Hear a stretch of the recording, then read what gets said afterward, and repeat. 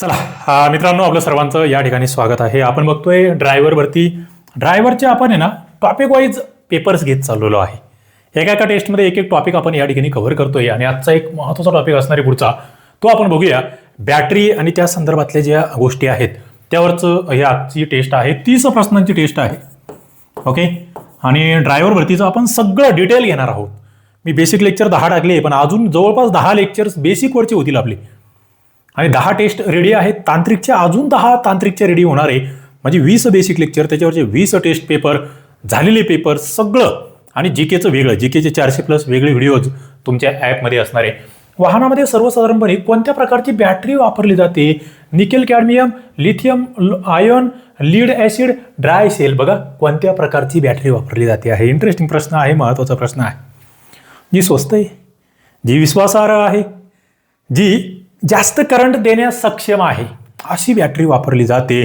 त्या बॅटरीचं नाव तुम्हाला माहीत असलं पाहिजे. ती बॅटरी असते लीड ॲसिड बॅटरी. कमेंट्स करत चालायचे आहेत. तुमच्या कमेंट्सकडे माझं लक्ष आहे. कमेंट्स करत चाला, उत्तर देत चाला. जे नंतर बघतायत त्यांनी लिहून घेत चाला. जे लाईव्ह बघतायत त्यांनी कमेंट्स करत चाला. लाईव्ह प्रीमियर स्वरूपात मी तुमच्यासाठी हे घेणार आहे. दुसरं, लिथियम आयन बॅटरी जी असते ना, ती इलेक्ट्रिक वाहनासाठी असते. लिथियम ही एक लक्षात घ्या, हे थोडंसं अतिरिक्त वेगळं आहे.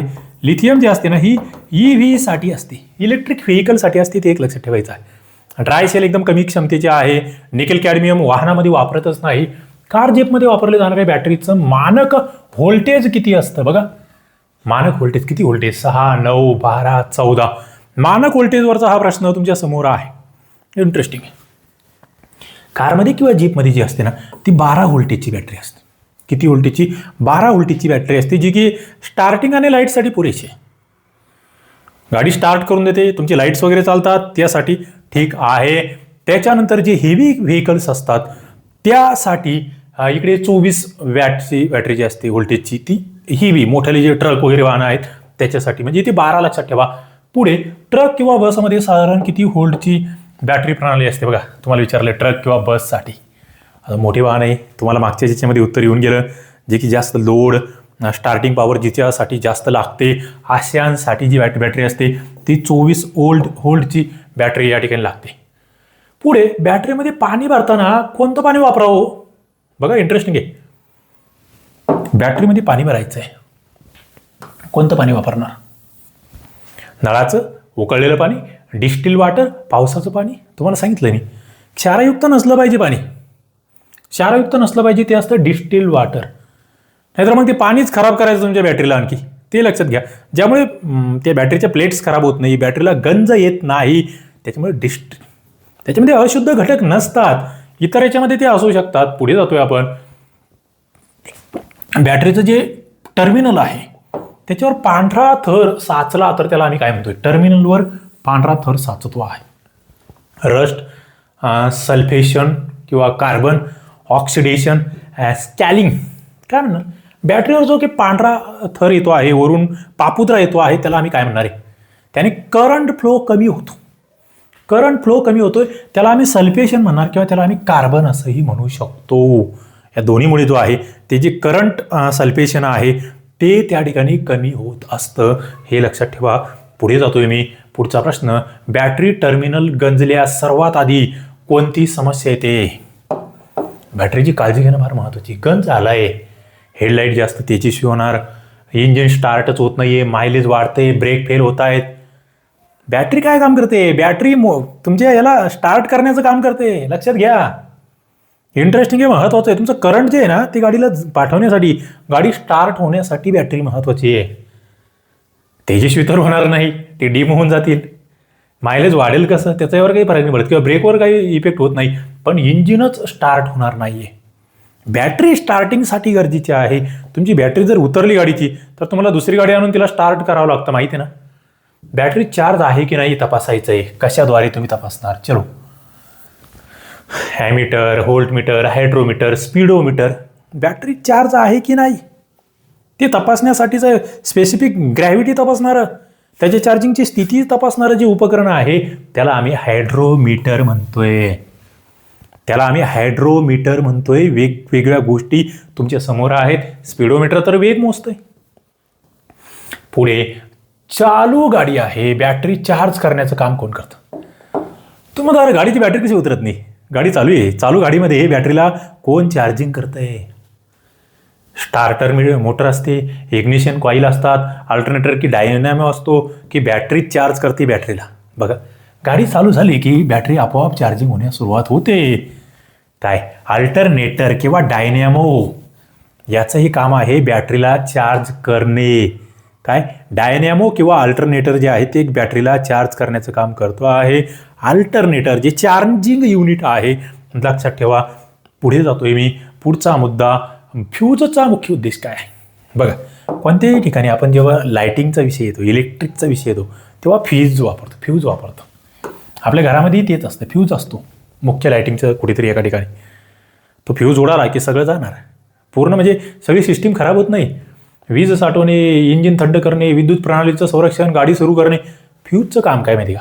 काही बिघाड झाला, जास्त वीज पुरवठा झाला, त्याच्यामुळे काही मोठं नुकसान होणार असेल तर ते टाळण्यासाठी फ्यूज, जे की विद्युत प्रणालीचं संरक्षण करत आहेत. फ्यूजचं काम काय आहे? म्हणजे जास्त करंट आलं ना तर ते वितळतं, सर्किट तोडतंय. लक्षात ठेवा. वायरिंग सुरक्षित ठेवण्याचं काम ते करतं. एक सेफ्टी डिव्हाइस म्हणून आम्ही फ्यूजकडे बघत असतो, हे लक्षात घ्यावं लागेल. पुढे जळलेला फ्यूज जो आहे तो बदलायचा आहे आम्हाला. कोणता नियम पाळला पाहिजे? जळलेला आहे, आम्हाला बदलायचं आहे, फ्यूज काढायचं आहे, दुसरा फ्यूज टाकायचा आहे. आम्ही कोणता नियम पाळणार? जास्त AMPचा फ्यूज लावणार, कमी AMPचा फ्यूज लावणार, सेम AMP रेटिंगचा फ्यूज लावणार की कुठलाही फ्यूज चालतो? इंटरेस्टिंग आणि महत्त्वाचा असा हा प्रश्न आहे 10 नंबरचा तुमच्या समोर. इंटरेस्टिंग हे महत्त्वाचा आहे. तुम्हाला जो त्या ठिकाणी सेम AMPचा फ्यूज तुम्हाला लावावा लागेल, नाहीतर तुमचा फ्यूज वायरिंगला जाळणार त्या ठिकाणी. ओके, कमी नाही चालत, जास्तही नाही चालत, ज्याचं त्याची कॅपॅसिटी आहे तेवढाच लावावं लागेल. मित्रांनो, अभ्यासकर्ता ॲप्लिकेशन आहे, डाउनलोड करून घ्या. खूप सारे मित्र जॉईन झाले शिपाई भरतीच्या बॅचला, चालक भरतीच्या बॅचला, क्लर्क भरतीच्या बॅचला, आणि तुम्हाला नोट्स आणि PYQची सुद्धा टेस्ट हे आहेत या ठिकाणी, बॅचेस आहेत, त्या तुम्ही जॉईन करू शकतात. चालकची स्पेशल बॅच 20 गुणांची लेखी, 10 गुणांची मुलाखत आणि तांत्रिक प्लस नॉन टेक्निकल, सगळं 20 पैकी 20 गुण तुम्हाला लेखीची या ठिकाणी भेटतील. सध्या ऑफर चालू आहे, अभ्यासकर्ता ॲप्लिकेशन आहे, डाउनलोड करून घ्या आणि पटपट त्या ठिकाणी जॉईन होऊन जा. जास्त विचार करू नका. काही अडचण असेल 86 98 34 33 12 या नंबरला तुम्ही कॉन्टॅक्ट करू शकतात. टायरचा हवादाब कमी असल्यास कोणता भाग जास्त दिसतोय? बघा, आता आपण टायरवर आलोय, थोडं बॅटरीवरून टायरवर आलोय. बघा, हवेचा दाब कमी आहे टायरमध्ये, अंडर इन्फ्लेशन आपण ज्याला म्हणतोय. मग भाग कोणता झिजणार? मधला, कडा, पूर्ण टायर की फक्त मागील भाग? हवेचा दाब कमी असेल तर 11 नंबरचा प्रश्न तुमच्या समोर आहे. हवेचा दाब कमी, बघा हे असं टायर आहे, हे समजा खालची बाजू आहे. हवेचा दाब कमी असेल तर काय होणार?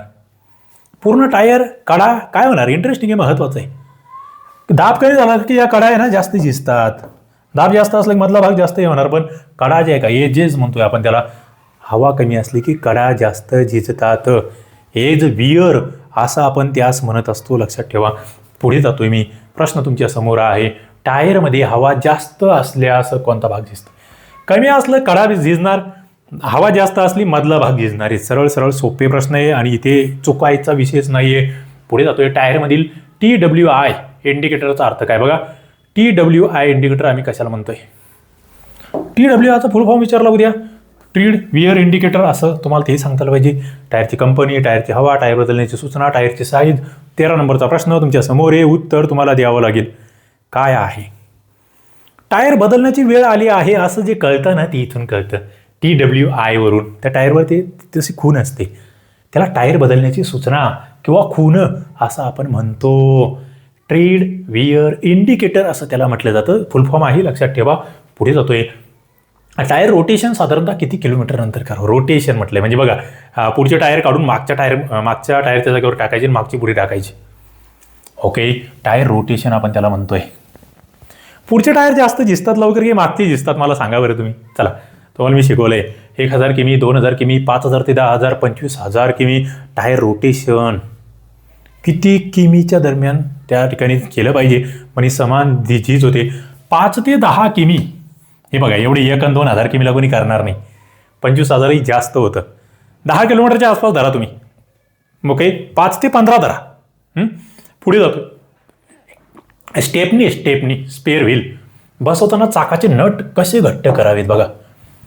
स्टेपनी जेव्हा आम्ही बसवतोय, आम्ही हे केलं बाबा, चाक खोललं होतं, आता आम्हाला बसवायचं आहे, तेव्हा आम्ही कोणती पद्धत वापरणार आहे? इंटरेस्टिंग आहे आणि महत्त्वाची आहे. बघा, एकाच बाजूने तुम्ही जर सगळे हे त्या ठिकाणी पॅक करत गेलात नट, तर तिरपं होणार आहे ती. घड्याळाच्या दिशेने त्याला पक्क करणार का, की घड्याळाच्या विरुद्ध दिशेने, समोरासमोर, की कुठलेही चालतं? इंटरेस्टिंग आहे. तुम्हाला जेव्हा चाक खोलायचं असतं तेव्हा तुम्ही कोणत्या दिशेने खोलतात? तुम्हाला शिकवलं आहे बेसिक लेक्चर बघा. पण इथे समोरासमोर जे आहे ना, तुम्हाला त्या ठिकाणी काय करावं लागणार आहे, ते नट फिट करावे लागणार आहे. बेसिक मुद्दा. पुढे जातोय मी. रेडियल टायरचा मुख्य फायदा कोणता बघा. रेडियल टायर म्हणतो. रेडियल टायर जास्त वजन असतं, कमी मायलेज येतं, जास्त ग्रीप आणि ड्युरेबिलिटी जास्त असते बघा. जास्त आवाज होतोय. आता फायदा म्हटल्यावर आवाजावाली घेऊ का आपण? काही गोष्टी आहे ना, असे डोळे झाकून कट करायच्या. जास्त आवाजावाला चालेल का? कमी मायलेजवाला आम्ही कशाला घेऊ?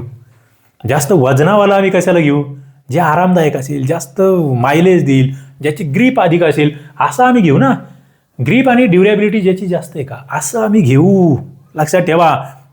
पुढे जातोय मी. पुढचा प्रश्न तुमच्यासाठी आहे. सस्पेन्शन सिस्टीमचं मुख्य कार्य काय? सस्पेन्शन कशासाठी असतं? गाडीचा वेग वाढवतं, धक्के शिशून आराम देतं, इंधन पुरवतं, ब्रेकिंग वाढवतं. सस्पेन्शन सिस्टीम काम काय करतंय? 17 नंबरचा प्रश्न तुमच्या समोर आहे. सस्पेन्शन सिस्टीम म्हटलेलं आहे. आपण म्हणतो ना, गाडीला चांगलं सस्पेन्शन आहे बाबा, या म्हणजे काय करता ते? सस्पेन्शन सिस्टीम गाडीचा वेग वाढवेल? नाही. धक्के शिशून आराम देईल, इंधन पुरवठा करेल. इंधन पुरवठा करण्याचं काम कोण करतंय? ब्रेकिंग वाढवणं? नाही. आम्हाला धक्के बसणार नाही. गाडी कुदली तरी हा भाऊ एकदम पटातलं पाणी हलत नाहीये असं चालणार. पुढे जातोय. सस्पेन्शन त्यासाठी आहे. ट्रक आणि बसमध्ये कोणत्या प्रकारचे स्प्रिंग वापरले जातात? Coil spring, air spring, leaf spring, torsion spring. बघा, ट्रक आणि बसमध्ये वापरले जाणारे स्प्रिंग तुम्हाला विचारले. 18 नंबरचा प्रश्न तुमच्या समोर आहे. उत्तर तुम्हाला देता आलं पाहिजे. कोणते स्प्रिंग वापरले जातात? ट्रक आणि बस म्हणजे मोठ्या वाहनांमध्ये लीप स्प्रिंग वापरले जातात. स्प्रिंग वापरले जातात. हे जे टॉर्झन स्प्रिंग आहे हे लहान वाहनांमध्ये, कॉईल स्प्रिंग, इयर स्प्रिंग हे तिन्ही सुद्धा लहान वाहनामध्ये वापरले जाणारे स्प्रिंग आहेत. लक्षात ठेवा. पुढे जातोय मी. वाहन ओव्हर हिटिंग म्हणजे काय? हा भारी प्रश्न आहे. आता नावातच ओव्हर हिटिंग म्हणजे जास्त तापतंय, पेट घेऊ शकते गाडी, मग त्याला काय म्हणणार आम्ही? गाडी थंड होते, इंजिन तापमान क्षमतेपेक्षा जास्त होतंय, इंजिनचं तापमान, मायलेज कमी होते, बॅटरी डिस्चार्ज होते. उत्तर तुमचं रेडी आहे, मला माहिती आहे. ओव्हरहीट सरळ सोपं आहे. इंजिन तापमान क्षमतेपेक्षा जास्त होत आहे. इंजिन तापमान क्षमतेपेक्षा जास्त तापतंय, त्या ठिकाणी गरम होतंय. ओव्हर हिटिंगचे सर्वात सामान्य कारण कोणते? बघा, ओव्हर हिटिंगचं सर्वात सामान्य कारण तुम्हाला विचारलंय. टायरची हवा कमी होणे, कमी coolant, clutch slip, brake fail. Over heating झालं की काय होतंय? इंटरेस्टिंग प्रश्न आहे, महत्त्वाचा प्रश्न आहे. हे ओव्हर हिटिंगचं कारण नेमकं कोणतं आहे तुम्हाला ते विचारलं. गाडी कधी तापणार आहे? हवा कमी असण्याचा आणि इंजिनचा काही संबंध नाही आहे, पहिली गोष्ट सांगतो. याच्यामुळे मायलेज कमी होऊ शकतो. दुसरं, क्लच स्लिप होणं, याच्यामुळे तुमचं हे बदलता येणार नाही, गिअर्स. ब्रेक फेल होणं, तो विषय वेगळा आहे. तुमचं ओव्हर हिटिंगचं सगळ्यात मोठं कारण आहे कमी कुलंट जे थंड ठेवतंय ना, त्याचाच कार्यक्रम झाला तर मग काय? तर काय करणार तुम्ही? इंटरेस्टिंग आहे, महत्त्वाचं आहे. पुढे मी जातोय. पुढचा प्रश्न तुमच्यासाठी.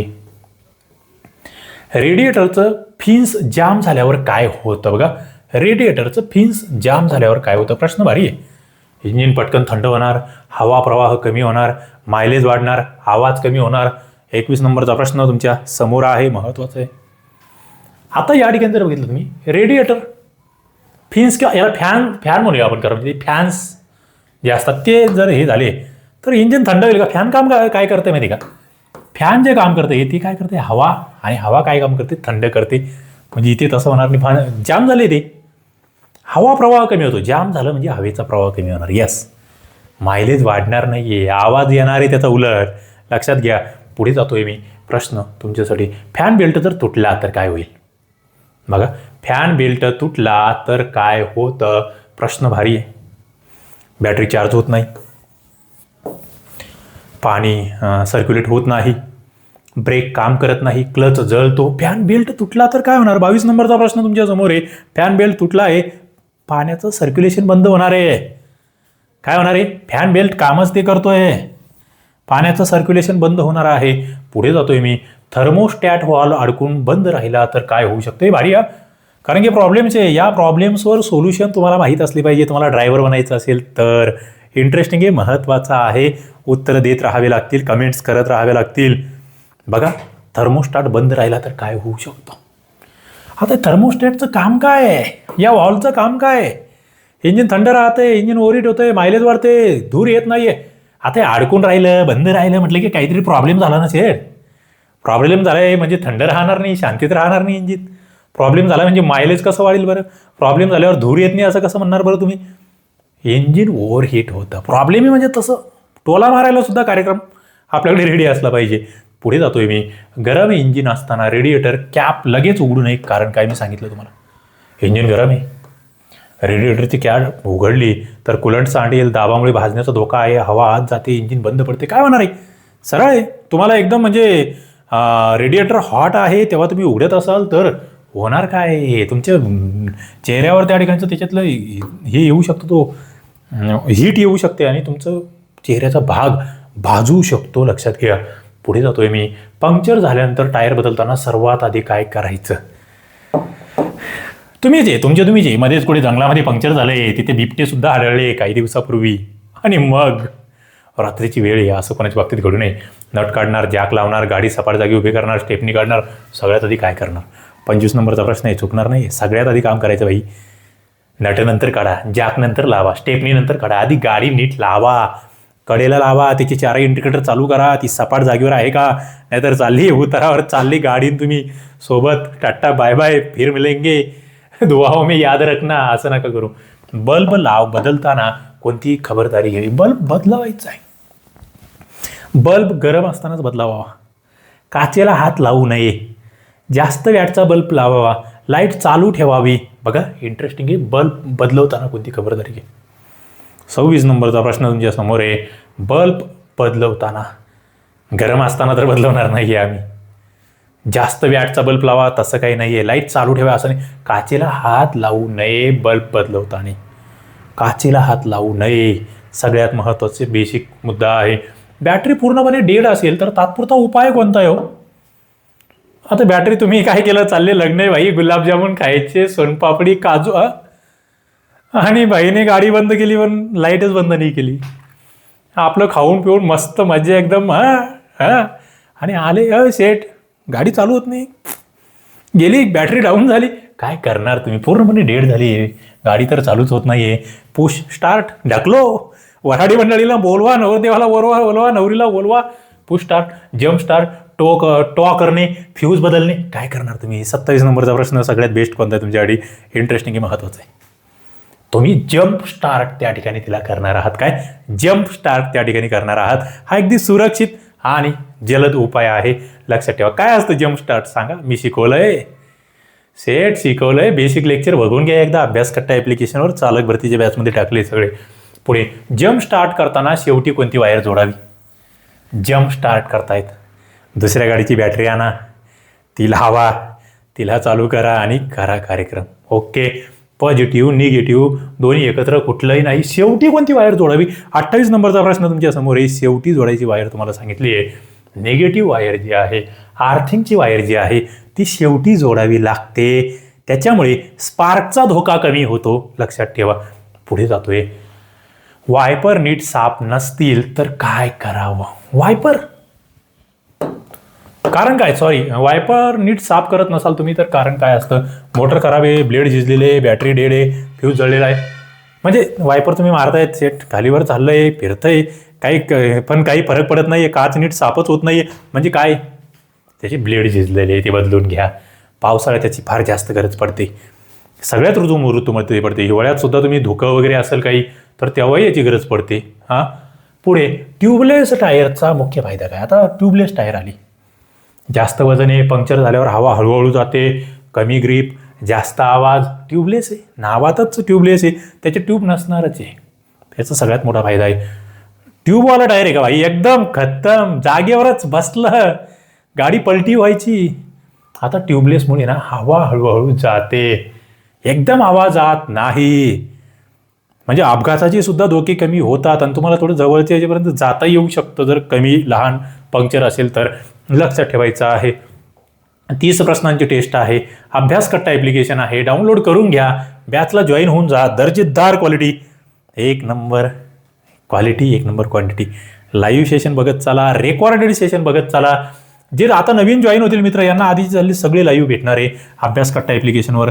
चालकची महाराष्ट्रामधली ना एक नंबर क्वालिटीची बॅच तुम्ही अभ्यास कट्टा ॲपवर घेणार आहात हे तुम्हाला आत्ताच सांगतो. तुम्ही बॅच घेतल्यानंतर कळेल किंवा आपल्या मित्रांनी ज्यांनी घेतली आहे का त्यांना विचारा. आधी डेमो लेक्चर बघा ना, फ्रीमधले डेमो लेक्चर बघा, फ्रीमधल्या PDF बघा, फ्रीमधल्या टेस्ट पेपर सोडवा, झालेली पेपर्स सोडवा.